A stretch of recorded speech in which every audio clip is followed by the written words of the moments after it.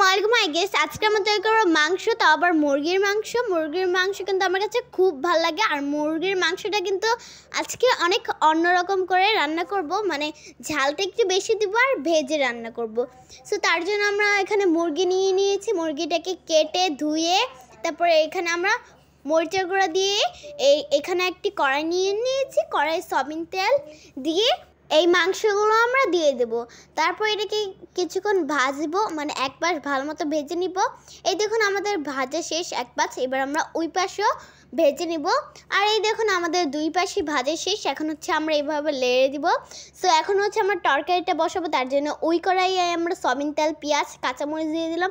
তারপর হলুদের গুঁড়া, মরিচের গুঁড়া আর আদা রসুন বাটা, মানে যেগুলো লাগে ময় মশলা সেগুলো দেওয়ার পর সামান্য পরিমাণে পানি দেওয়ার পরে লবঙ্গ, দারচিনি ওগুলো দিয়ে দেবো। তারপরে দিয়ে দেবো রসুন আর আলু। রসুন আর আলু দেওয়ার পর এটাকে ভালো মতো মিক্সড করে নিতে হবে, যাতে এই উপকরণগুলো আলু আর রসুনের সাথে ভালো মতো লেগে যায়। সেই দেখুন লেগে গিয়েছে কত সুন্দরভাবে। আর এখন হচ্ছে এটাকে আমরা কষাবো, ঢাকনা দিয়ে ঢেকে রেখেছিলাম।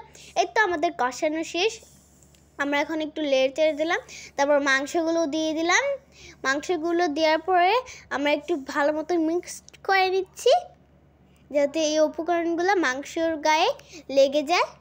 সো গাইস, তারপর আমরা মাংসের মধ্যে অ্যাড করব টমেটোগুলো কিন্তু আমাদের ফ্রিজে ছিল, মানে আমরা ডিপে টমেটোগুলো রেখে দিয়েছিলাম, সেগুলোই মাংসের মধ্যে দিয়ে দিলাম। তারপর ঢাকনা দিয়ে ঢেকে রাখলাম। এই তো আমাদের মাংসটা। এখন হচ্ছে এটার মধ্যে আমরা অ্যাড করলাম পানি দেওয়ার পর এটাকে ভালো মতো একটু মিক্সড করে। সো গাইস, আমাদের রেসিপিটির প্রায় শেষের দিকে। আর আমাদের রেসিপিটি কীরকম হয়েছে অবশ্যই কমেন্টস করে জানাবেন। আর যদি ভালো লেগে থাকে অবশ্যই একটি লাইক এনে একটি কমেন্ট করে আমাদের চ্যানেলের পাশেই থাকবেন। এই তো আমাদের মাংস রান্না শেষ। আসসালামু আলাইকুম, বাই, ভালো থাকবেন।